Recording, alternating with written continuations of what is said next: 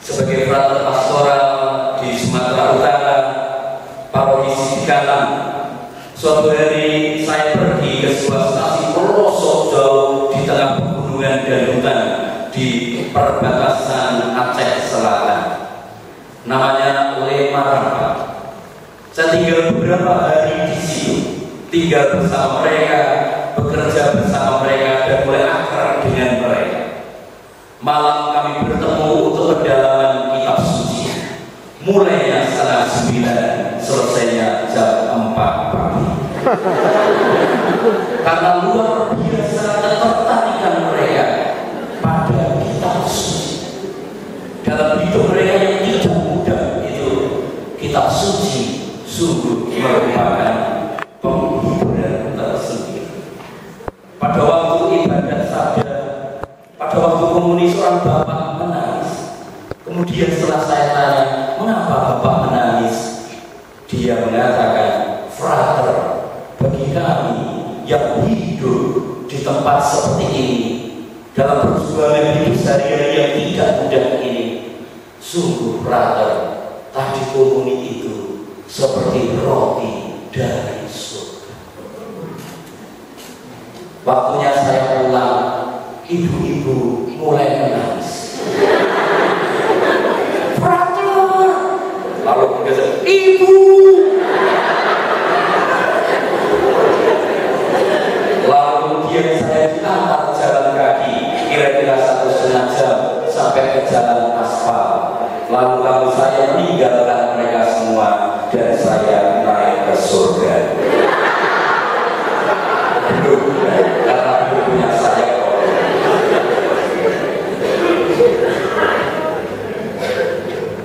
Dihadirkan di tengah-tengah kita pada perayaan hari ini Mazmur 47 yang tadi oleh adik kita dinyanyikan dengan indah sekali, menggetarkan hati. Allah naik diiring.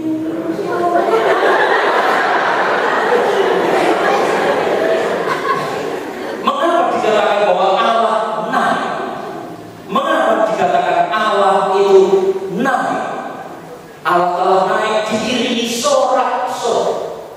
Dulu ketika saya masih seminari, karena ibadahnya di stasi itu bahasa Jawa, sebagai frater pas awal di seminari di Baru, kami mencoba etok-etok itu terjemahkan dalam bahasa Jawa. Allah sampurna dan sebagainya. Tapi kemudian sampai baris kedua kebingungan, diterjemahkan bagaimana? Gusti Allah sampurna. Lalu kemudian kami terjemahkan Gusti mumbul. Akhirnya kami bahas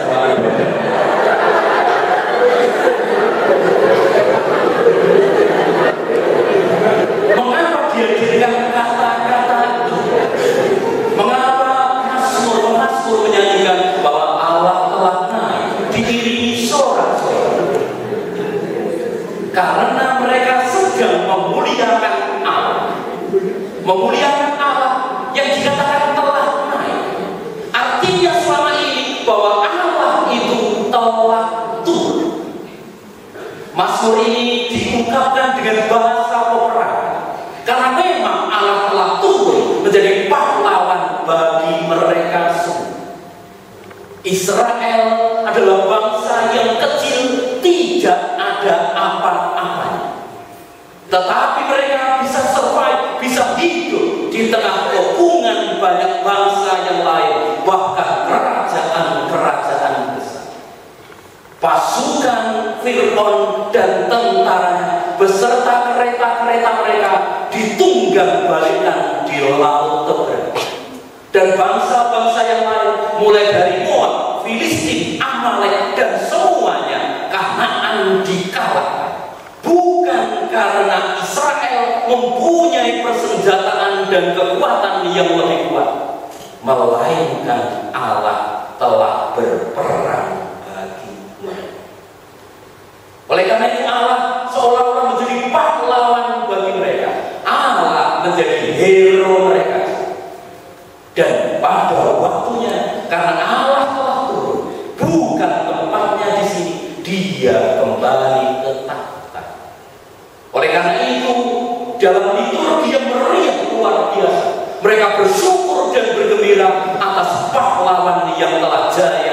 memimpin mereka. Mereka bernyanyi, Allah telah naik diiringi sorak-sorak, Tuhan mengagasa diiringi bunyi sangkakala. Dengan gemetar menyanyikan ini semua karena Allah telah berjasa bagi hidup mereka.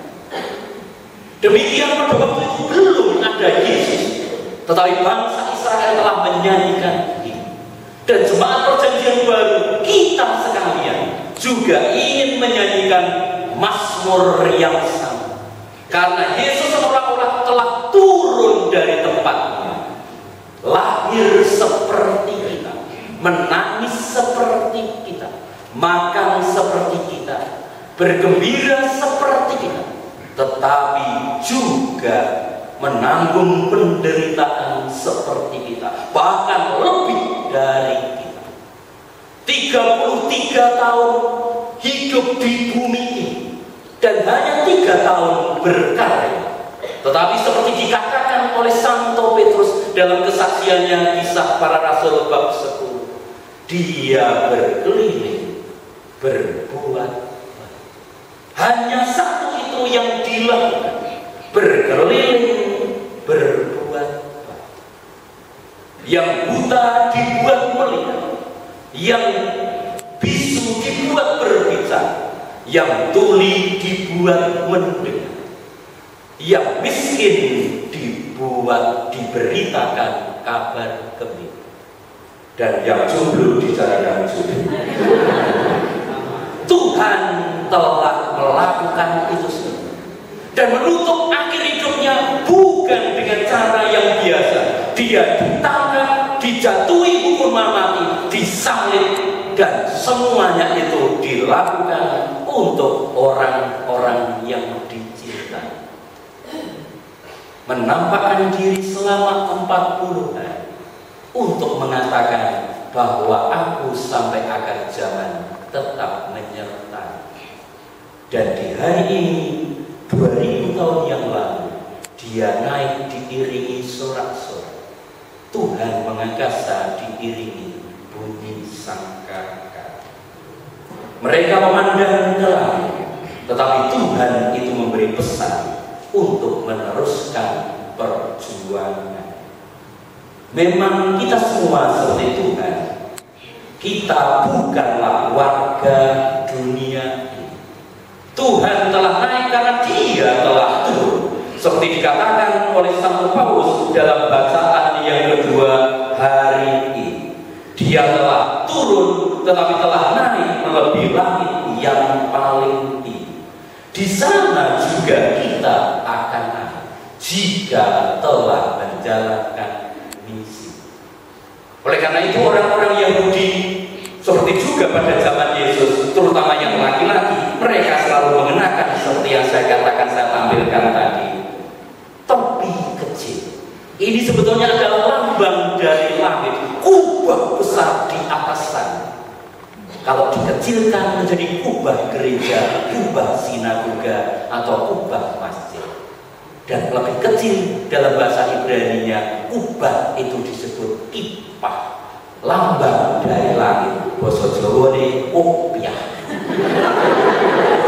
Lambang dari langit itu mengatakan bahwa kita adalah warga kerajaan surga. Tempat kita berasal dan tempat kita kembali seperti Tuhan sendiri. Oleh karena itu dalam bahasa Ibrani, kata langit atau surga disebut Shamayim. Mayim itu artinya langit, Shamayim artinya air, Mayim itu air. Shamayim artinya air yang ada di atas. Manusia hidup dari air, dan kita mendapatkan kehidupan abadi dalam air yang ada di atas sana. Oleh karena itu Yesus naik dulu untuk juga kita semua mengikuti. Tetapi seperti Mazmur 47, Mazmur itu tidak berakhir dengan kata-kata dan nyanyian Allah telah naik diiringi sorak-sorak. Setelah itu masih ada bait kedua. yang memanggil semua pembacanya orang-orang Israel bahwa semua nanti Tuhan bukan naik lagi, tapi Tuhan dinaikkan. Tuhan dinaikkan ketika semua umat manusia disatukan dalam kesatuan di bawah Allah. Hal yang sama yang tidak dikatakan oleh Yesus kepada para murid. Oleh karena itu lalu kemudian Yesus mengatakan, pergilah ke seluruh dunia, beritakanlah Injil kepada segala makhluk. Siapa yang percaya dan dibaptis akan diselamatkan. Tentunya bukan hanya dibaptis dalam arti dipucuri air dalam nama Bapa, Putra, dan Roh Kudus, karena itu barangkali gampang sekali. Tetapi barangkali dibaptis dalam arti sebenarnya. Dibaptis, kata Yunani artinya tenggelam. Dibaptis artinya ditenggelamkan. Manusia siapa saja di muka bumi ini harus ditenggelamkan hidupnya dalam nama Allah, Bapa, Putra, dan Roh Kudus. Karena Yesus tahu bahwa dalam hidup kita sehari-hari sering manusia hidup tenggelam di dalam kejahatan, tenggelam dalam kesenangannya sendiri, tenggelam dalam kepentingan dan cita-citanya sendiri. Bahkan yang paling banal, bahkan tenggelam dalam urusan hobinya sendiri yang tidak berkaitan dengan perusahaan. Setiap makhluk harus tenggelam di dalam Allah sendiri, Bapa, Putra, dan Roh Kudus. Seorang gadis kecil usia 12 tahun kelas 6 SD tahun lalu dipanggil Tuhan meninggal dunia di Erkaset Malang karena kanker. Seorang romo teman saya menceritakan ini, kalau nggak salah namanya Agnes. Sudah sejak kecil dia adalah gadis yang besar.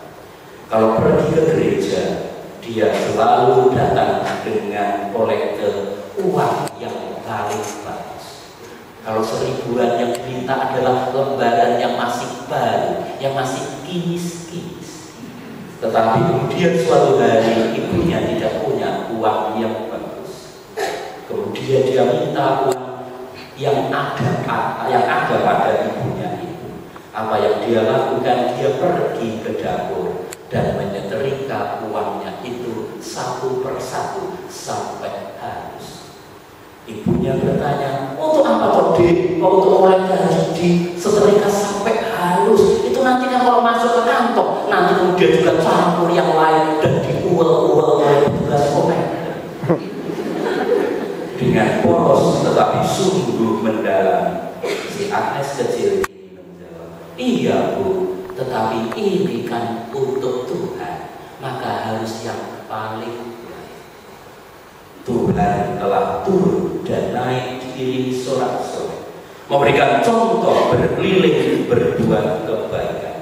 Semoga kita pun yang telah dipanggil memberikan yang terbaik untuk Allah, Bapa, Putra, dan Roh Kudus. Amin.